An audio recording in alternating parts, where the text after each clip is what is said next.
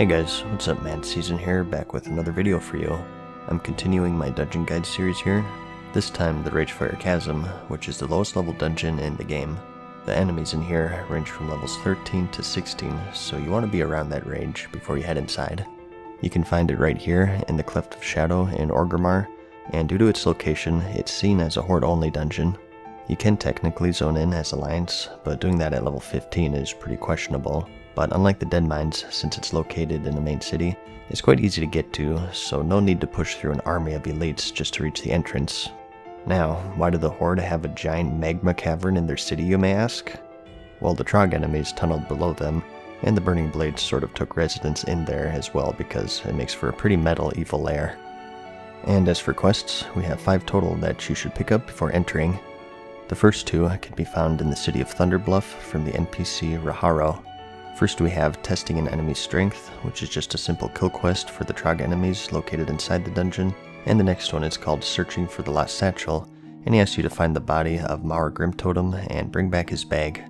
We'll cover this again in the actual dungeon portion, but you can find his body right here as you go down that big ramp, and you just take a U-turn to the right and up this little side path, and at the end you'll find it right here. And next, we have the Power to Destroy, which is offered by the Dreadlord Varimathras, who can be found in the Undercity Throne Room. For this one, you need to return 2 books, and that's the Spells of Shadow and the Incantations of the Nether.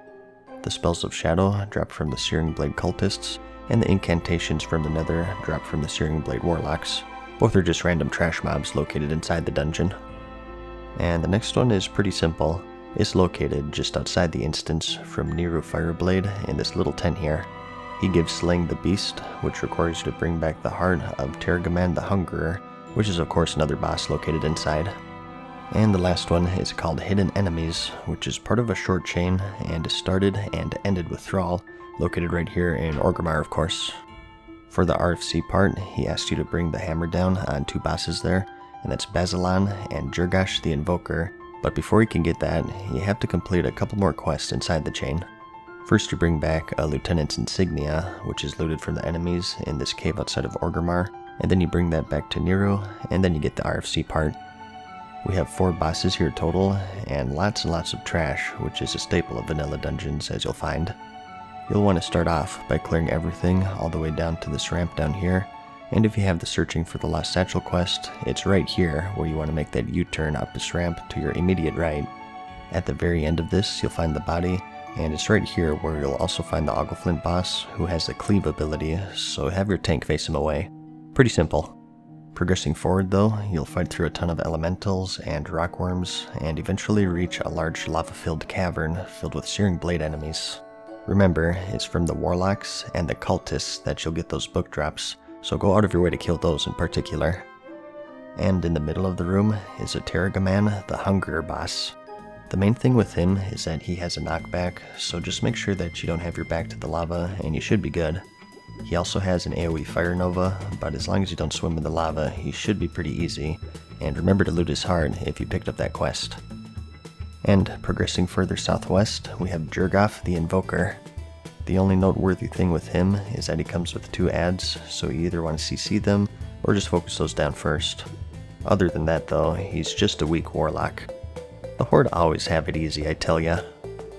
But after killing him, you want to find this spot right here for a shortcut to our last boss. You can simply walk up this part and see more Searing Blade enemies up here, and at the end, the final boss, Bazzalan. This guy is mainly here for the Hidden Enemies quest, as he just drops trash, and as for combat abilities, he matches his loot table, and he's maybe slightly harder than your average trash mob here. Super straightforward dungeon like I said, but it's the lowest level 1 in the game, so it makes sense. It's definitely worth doing once just to see it, and to complete the quests I think. Hopefully you found this video handy. I do plan on covering every single dungeon, and eventually every raid in the game, and I'll have a playlist linked in the description that I plan on updating over the coming months. I hope you found the video helpful, like it if you liked it, and I'll see you in the next one.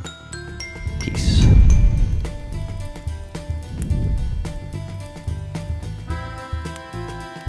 Farewell for now, mortals. We hope you enjoyed today's video. See you again soon.